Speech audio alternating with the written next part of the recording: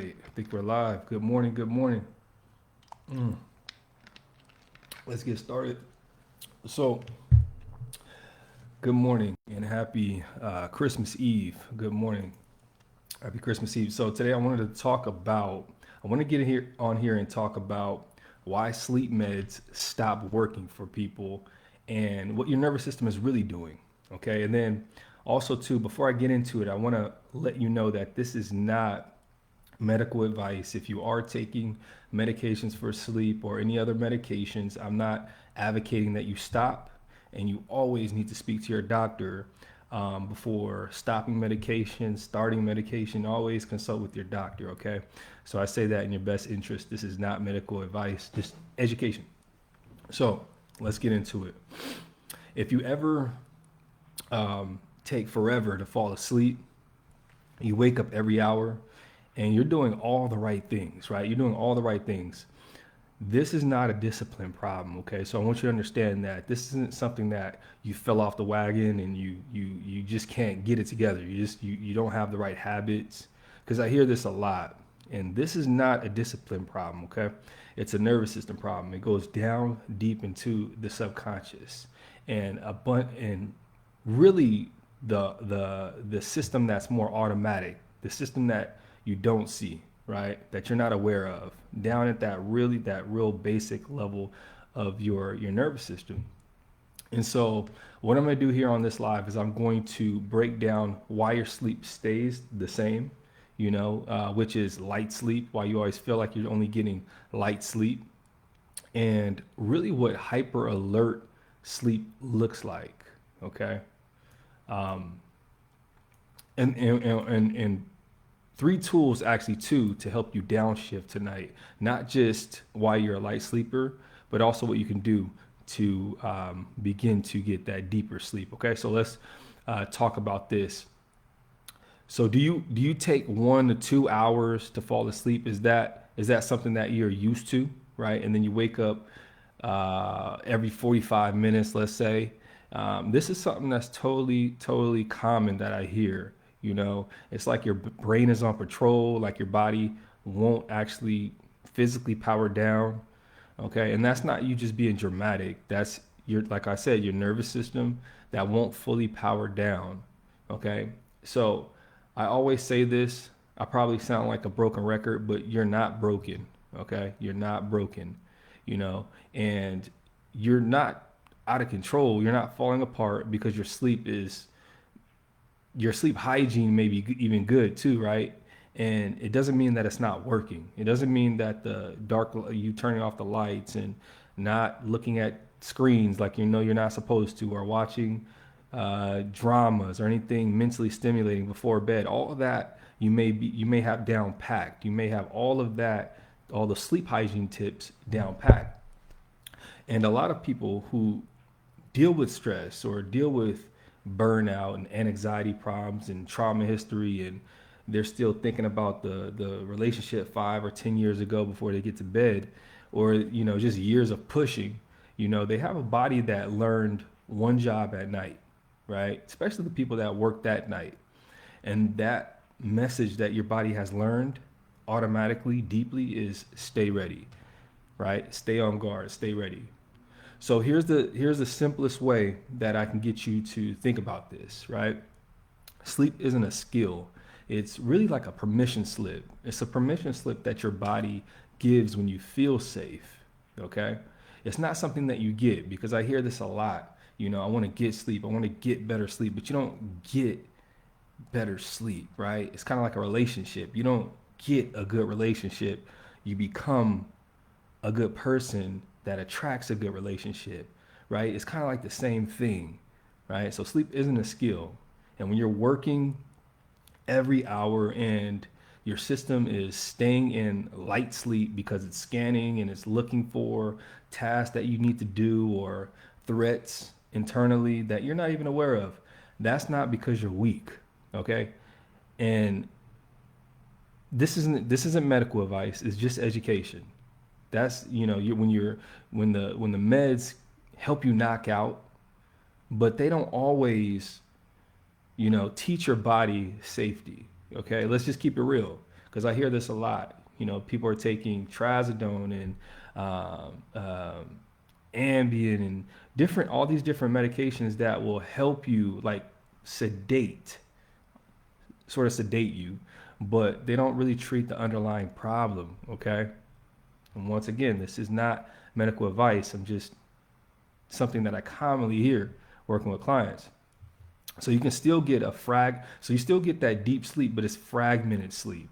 You know, you fall asleep fast, but you wake up and you repeat. You wake up, you repeat. You wake up, repeat. And it's really sad to hear because your body is still running the monitoring program internally. Okay? Does anybody felt that? Does anybody understand what that feels like? Right? So you know what that feels like. You know what that feels like you have no problem going to sleep, but you can't stay asleep because you keep getting back up because something's going on. What's going on with my sleep, right? So you're definitely in a group of millions of people that deal with this here. Okay, so what I want to do is I want to give you some value here on this video. I want you to try these two really simple tools you can use. Okay, this one is called longer than exhale. Longer than exhale. So what you're going to be doing is you're going to be taking a breath in. It can be for a count of 4, for a count of 6. But when you exhale, you want to exhale twice as long. Okay, so when you inhale, it'll be for 4 seconds, and when you exhale, it'll be for, you guessed it, 8 seconds. When you inhale, it'll be for 5 seconds. When you exhale, it'll be for 10 seconds. You just want to make sure that the exhale is longer than the inhale. And you want to make sure that that exhale is more like the brake pedal, really slowing down the breath. When you can slow down your breath, you really can slow down your brain. And that's a really powerful tool that you could start using, not just before sleep, but during the day. If you deal with anxiety or stress or worry, your breath is super powerful. There's actually a book that I recommend called, I want to say it's Breath or Breathe. It's a yellow book, and I'll drop the link to that book here on this video. So it's called Breath. I want to say it's called Breath. Anyways, so longer than exhale. Okay, so you take a deep breath in. How about we do this? Let's do this together. Okay, so you take a deep breath in, and I'll count with my hands. Okay.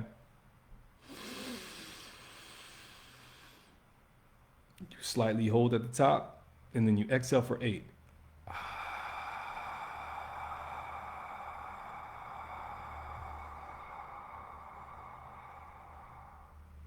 Okay, and it's as simple as that. See, I already feel really good already. You know, that's better than like, I was gonna say that's better than coffee, but coffee makes me more like focused. But that makes me focus too in a different way. You know, like really tuned in and locked in. And so, yeah, you can use that any other time during the day. Another tool too I want to show you is called the no negotiation wake up tool. No negotiation wake up tool. Okay, so when you wake up 2 o'clock, 3 o'clock in the morning, don't argue with your mind. Do not argue with your mind. I say that all the time.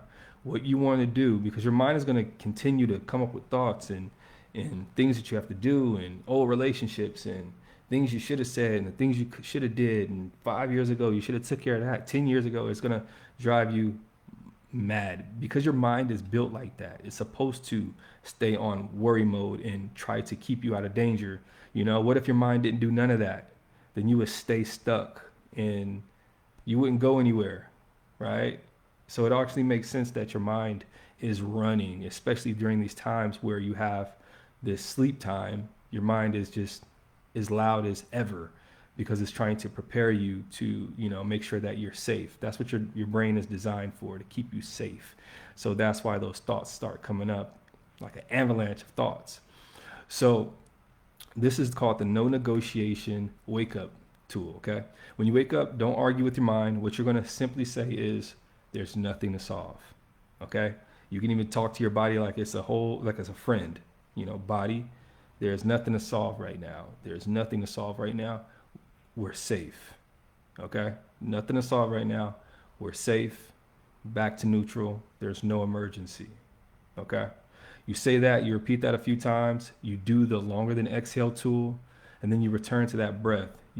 What you're doing essentially is you're training your nervous system to regulate and not escalate. Okay. And you do these for a week. I want you to try these for a week, not just for one night. Really try this and start to change that habit of what you're used to, and your body starts to learn this pattern over time. And what we're doing is we're rewiring. We're rewiring. I can't say that word this morning. We're rewiring your nervous system through repetition.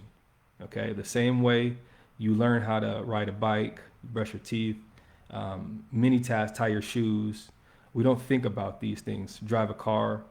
It came from repetition and doing these things the right way. So if this sounds like your life, I want you just to comment reset in the comments, or you can shoot me a DM, the word reset. I'll drop you a short checklist. And if you want help mapping out your specific wake ups, the mind racing versus the body alert, and versus the anxiety jolts, when you wake up, just DM me the word sleep, and then I'll send you a link for a free strategy call, and we can hop on a call. Okay. So with that said, enjoy your Christmas Eve. I hope everybody is getting some gifts, even if that's the gift of just rest, just taking a day off from work and just resting. All right. So with that said, I'll see you next time. Peace.